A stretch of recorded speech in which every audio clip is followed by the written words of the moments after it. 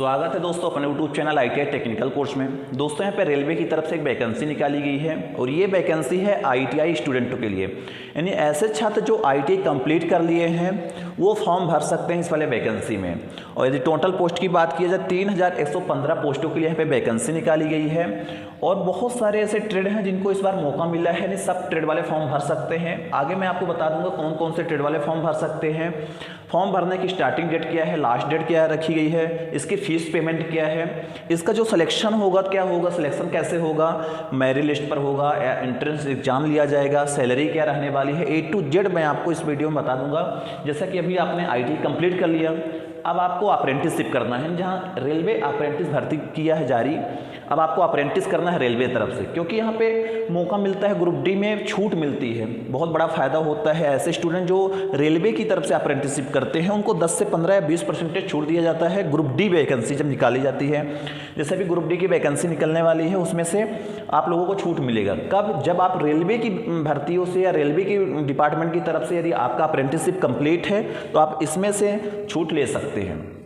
अब आपको मैं पूरा प्रोसेस इसका बता देता हूँ, फॉर्म कैसे भरना है, कौन सी वेबसाइट है, कौन कौन से डिवीजन में निकाला गया, आप कौन से डिवीजन में फॉर्म भर सकते हैं, आगे नोटिफिकेशन प्लस पूरा A to Z आपकी जानकारी मिल जाएगी।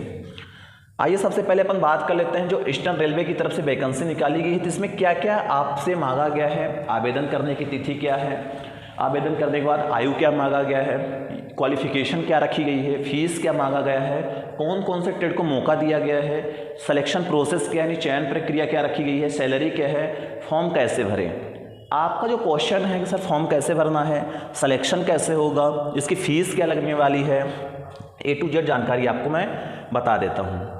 अब यदि सबसे पहले बात करते हैं आवेदन तिथि की, यानी आवेदन कब से चालू होगा, तो आवेदन यहीं 27 सितंबर से चालू हो जाएगा। 27 सितंबर से यहाँ पे फॉर्म भरना चालू हो जाएगा और ये 26 अक्टूबर तक आप फॉर्म भर सकते हो। 26 अक्टूबर तक फॉर्म भराएगा, नहीं आवेदन तिथि करने के लिए 27 सितंबर से 26 अक्टूबर तक फॉर्म भर सकते हो।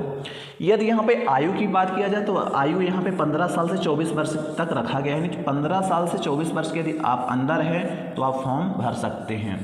यदि यहीं पे देखा जाए छूट किसको मिलेगा, बहुत से स्टूडेंट OBC हैं, ST SC हैं तो उनको छूट मिला जाता है।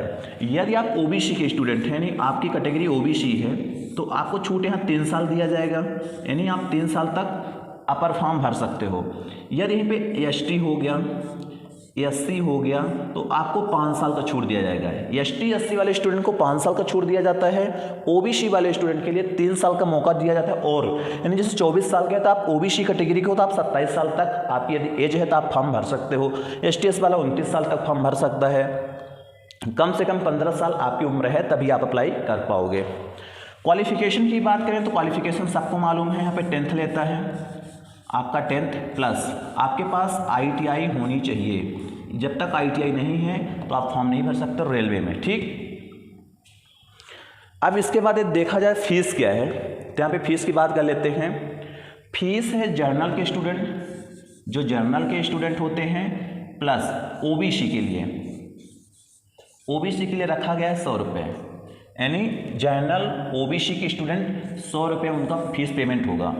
ST SC का छूट है, महिलाओं के लिए छूट है, ये सिर्फ लड़कों के लिए रखा है, यानी जो लड़के हैं उनके लिए फीस मांगी गई है, ठीक। यदि आप फीमेल हैं, यदि आप ST SC हैं तो आपके निःशुल्क फॉर्म भराया जाएगा, आपके बिल्कुल पैसा नहीं लगने वाला। फिर इसके बाद कौन कौन ट्रेड को मौका मिला है, नहीं ऐसे कौन से ट्रेड हैं जिनको मौका मिला है, बहुत सारे 15 से 20 ऐसे ट्रेड हैं मौका मिला है। आगे मैं आपको बता दूंगा कौन कौन से ट्रेड को मौका मिला है। अब बात करते हैं चयन प्रक्रिया, यानी चयन प्रक्रिया कैसे होने वाली है। सिलेक्शन प्रोसेस की बात करते हैं तो यहाँ पे सिलेक्शन प्रोसेस जो होती है तो मेरिट बनती है, यहाँ पे आपकी मेरिट बनेगी, मेरिट के हिसाब से ही आपका सिलेक्शन होने वाला है। मेरिट बनेगी 10th प्लस ITI का जो मेरिट बनेगी तभी आपका वहाँ पे मेरिट लिस्ट पर नाम आएगा और आपका सिलेक्शन होगा। सैलरी की बात करें, सैलरी कैसे मिलेगी, कितनी मिल सकती है सैलरी, तो जैसा कि सबको मालूम है तक अप्रेंटिस एक्ट सैलरी जो देता है 8000 रुपये देता है, यानी आपको 8000 रुपये वहाँ पे सैलरी मिलने वाली है। और फॉर्म कैसे भरें? फॉर्म भरने की ऑफिशियल वेबसाइट दिया हुआ RRCER कोलकाता में जाके आप सीधे लिंक के माध्यम से फॉर्म भर सकते हो। फॉर्म भरने की जो लिंक है तो मैंने अपने इसी में टेलीग्राम में भी दे दिया हूँ, वीडियो के डिस्क्रिप्शन बॉक्स में भी डाल दूंगा, पिन कर दूंगा, तो आप वहाँ से सीधे जाके अप्लाई कर देना। तो अब आपको क्लियर हो गया होगा कि आवेदन तिथि 27 सितंबर से 26 अक्टूबर तक फॉर्म भराना है। आयु की बात करें 15 साल से 24 साल जनरल की स्टूडेंट भर सकता है। यदि वहीं पे OBC है 3 साल, ST SC है उसको 5 साल का छूट भी दिया जाएगा। क्वालिफिकेशन 10th प्लस ITI, और जो 10th वाले स्टूडेंट हैं उनको कम से कम 50% होना अनिवार्य है, तभी आप अप्लाई कर सकते हो। 50% से कम है परसेंटेज तो आप अप्लाई नहीं कर पाओगे। उसी तरह ITI में दोनों को मतलब 50% होना चाहिए। फीस की बात करें जनरल प्लस OBC के लिए 100 रुपये लगेगा, वो भी लड़कों के लिए लगेगा। कौन कौन से ट्रेड को मौका मिला है ये आगे मैं आपको बता दूंगा नेक्स्ट स्लाइड पे। चयन प्रक्रिया आपकी मेरिट बनेगी। सैलरी कम से कम आपको रेलवे 8000 रुपये स्टाइपेंड देगा। वो स्टाइपेंड आपका 30 दिन की काम के अकॉर्डिंग मिलेगा। फॉर्म कैसे भरना है, फॉर्म की वेबसाइट भी बता दिया हूँ, वेबसाइट वीडियो के डिस्क्रिप्शन बॉक्स में लिंक दे दूँगा। अब आते हैं कौन कौन से ट्रेड को मौका मिला है, ऐसे कौन से ट्रेड हैं जिनको मौका दिया गया है। सबसे पहले बात कर लेते हैं इलेक्ट्रीशियन। यहाँ पे यदि आप ITI इलेक्ट्रीशियन से किए हो तो आप फॉर्म भर सकते हो। यदि आप फिटर से हैं तब पर भी फॉर्म भर सकते हैं। वेल्डर वाले भर सकते हैं, मैकेनिक वाले भर सकते हैं, मैकेनिक मोटर व्हीकल मैकेनिक, फिर डीजल मैकेनिक भर सकते हैं, फिर मशीनिस्ट वाले अप्लाई कर सकते हैं। उसके बाद यदि आप पेंटर से ITI किए हैं तब पर भी अप्लाई कर सकते हैं। कारपेंटर हो गया, लाइनमैन हो गया, लाइनमैन के बाद वायरमैन हो गया। यदि इन ट्रेडों से यदि आपकी ITI कंप्लीट हो चुकी है तो आप अप्लाई कर सकते हो। फिर इसके बाद और आगे जो ट्रेड है machine and mechanic tool maintenance के लिए है। मशीनिस्ट वाले अप्लाई कर सकते हैं, टर्नल वाले अप्लाई कर सकते हैं, पेंटर जनरल के स्टूडेंट अप्लाई कर सकते हैं, रेफ्रिजरेटर एंड एयर कंडीशनर वाले भी अप्लाई कर सकते हैं, mechanic and refrigerator and AC वाले अप्लाई कर सकते हैं, मासून वाले अप्लाई कर सकते हैं, ब्लैक स्मिथ हो गया, रेफ्रिजरेटर एंड AC मैकेनिक वाले अप्लाई कर सकते हैं। तो ये सभी ट्रेड वाले अप्लाई कर सकते हैं। आप लोग देख लेना कौन सी ट्रेड से आपकी ITI कंप्लीट है, उसी ट्रेड से आपको अप्लाई करना है। ठीक, ये बहुत सारे ट्रेडों को मौका दिया गया है जो कि आपको मैंने बता दिया। इलेक्ट्रीशियन हो, फिटर हो गया, वेल्डर हो गया, मैकेनिक हो गया, मशीनिस्ट हो गया, पेंटर हो गया, carpenter, lineman, wireman, mechanic, machine tool हो गया, मशीनिस्ट, टर्नर, पेंटर, रेफ्रिजरेटर हो गया, रेफ्रिजरेटर AC एंड हो गया, मासूम हो गया, ब्लैक स्मिथ हो गया, ये हो गया। अब आपको ये भी पता चल गया बहुत सारे ऐसे ट्रेड हैं जिनको रेलवे लेता है अप्रेंटिस के लिए, और इन्हीं के अकॉर्डिंग वहाँ पे वैकेंसी निकालता है।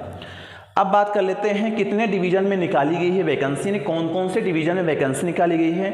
आपके जो भी डिवीजन नियर बाई पड़े आप उसी डिवीजन में अप्लाई कर सकते हैं। पहला यदि देखें डिवीजन की बात करें तो हावड़ा डिवीजन है जो कोलकाता में पड़ता है, आप वहाँ पे डाल सकते हो। लिल्यूहम वर्कशॉप में वैकेंसी निकाली गई है, लिल्यूहम वर्कशॉप आप अप्लाई कर सकते हैं। तो एक डिवीजन को आपको सेलेक्ट करना है, कौन से डिवीजन से आप ITI अप्रेंटिस करना चाहते हैं उसी डिवीजन को आपको सेलेक्ट करना है। सेल्डा डिवीजन निकाला गया है। फिर कंचापारा में निकाला गया है पापरा। फिर मल्डा डिवीजन में निकाली गई है। नौसल डिवीजन में निकाली गई है। जालपुर वर्कशॉप में निकाली गई है। 5-7 जो ऐसे डिवीजन हैं जो इन डिवीजन में वैकेंसी निकाली गई है। अब इसके बाद जैसे अब आपकी ITI कंप्लीट हो गई है, ITI में NTC मिल गई होगी, NTC मिली हो गई जब आपकी ITI कंप्लीट हो गई है। अब आपको मिलेगी NAC। जैसे ही आपकी अप्रेंटिसशिप खत्म होती है, NTC होता है नेशनल ट्रेड सर्टिफिकेट और NAC होता है national apprenticeship certificate. ITI complete हुआ, ट्रेड सर्टिफिकेट मिल गया। अब जैसे ही आपकी अप्रेंटिस कंप्लीट होगी अप्रेंटिसशिप सर्टिफिकेट मिल जाएगी। आपके पास यदि NTC है तभी अप्लाई कर सकते हो। जैसे कि अभी सेकेंड ईयर वाले बच्चों को रिजल्ट आया है, उनकी NTC बस 1-2 दिन में आने वाली है, तो वो आप आसानी से अप्लाई कर सकते हैं। जैसे ही आप इसका एग्जाम दे दोगे तो आपके पास NAC सर्टिफिकेट मिल जाएगा। इस NAC सर्टिफिकेट के माध्यम से रेलवे में जब ग्रुप डी में वैकेंसी निकाली जाती है तो वहाँ पर आपको छूट दिया जाता है और आसानी से वहाँ पर आपका सिलेक्शन हो जाएगा। अब आपको मैं आगे दिखा देता हूँ नोटिफिकेशन। अब आपको क्लियर हो गया फॉर्म कैसे भरना है। क्या आयु रखी गई है, क्या लास्ट डेट रखी है, क्या पैसा लग रहा है, कितने डिवीजन में वैकेंसी निकाली गई है, कौन कौन से ट्रेड में मौका दिया गया है। एक बार आइए नज़र डाल लेते हैं नोटिफिकेशन में सारी स्थिति। ईस्टर्न रेलवे रिक्वायरमेंट सेल, ये नोटिफिकेशन है। वही चीज़ है नोटिफिकेशन में, नोटिफिकेशन को टेलीग्राम पे दे दिया हूँ, डाल दूंगा, आप आसानी से वहाँ से डाउनलोड कर लेना। एक बार नोटिफिकेशन का आप लोग जरूर पढ़ लेना, पूरी प्रोसेस वही चीज़ है जो मैंने आपको बता चुका हूँ। ये कोलकाता की तरफ से आरआरसी निकाला गया है, ईस्टर्न रेलवे रिक्वायरमेंट वैकेंसी है। जैसा कि यहाँ ये जो पब्लिश हो गया था नोटिफिकेशन, ये 12 सितंबर को पब्लिश कर दिया गया था। और फॉर्म भरने की जैसे यहाँ पे डेट बताया गया 27 तारीख और क्लोजिंग डेट बताया गया 26 तारीख, यानी 27 सितंबर से फॉर्म भराना चालू हो जाएगा, 26 अक्टूबर तक फॉर्म भराएगा। फिर उसके बाद जैसे मैं बताया भी था कि ये अप्रेंटिस सेक्टर के लिए वैकेंसी निकाली गई है। तो यहाँ पे एप्लीकेशन मस्ट बी सबमिट, आपको अप्रेंटिसशिप के लिए यहाँ पे निकाला गया रिक्वायरमेंट। ये है आपका वो डिवीज़न की बात कर रहा है, कौन कौन से डिवीज़न में अप्रेंटिस सेक्ट वैकेंसी निकाली गई है। 23 से 24 बैच आपका रहेगा। कौन सी पोस्ट के कौन सी कैटेगरी में कितनी पोस्ट हैं आपको यहाँ से पूरा डिटेल मिलेगा।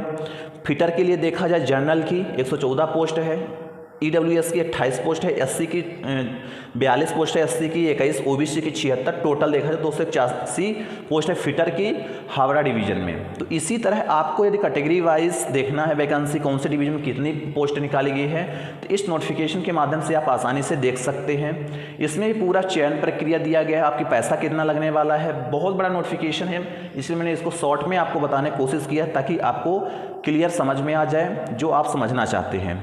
एज वगैरह बताया गया है, एज वही है। जैसे यहाँ पे अपर एज 5 साल की छूट दिया है ST SC का। OBC की बात किया है 3 साल, यानी यदि आप ST SC हो तो आपके लिए 5 वर्ष छूट दिया गया है। यदि आप OBC हो यहाँ पे 3 साल का छूट दिया गया है।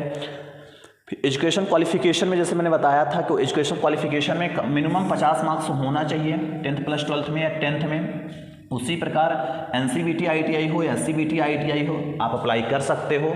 आपके पास नेशनल ट्रेड सर्टिफिकेट होना चाहिए, यानी NTC यदि आपके पास है तभी आप अप्लाई कर पाओगे। फिर सिलेक्शन की बात किया है, सिलेक्शन कैसे होगा, जैसे मैं बताया था मेरिट बनेगी, मेरिट के अकॉर्डिंग ही आपका यहाँ पे सिलेक्शन होने वाला है। अप्लाई कैसे करना है, अप्लाई करने की लिंक दिया हो, आप सीधे ऑनलाइन अप्लाई कर सकते हैं।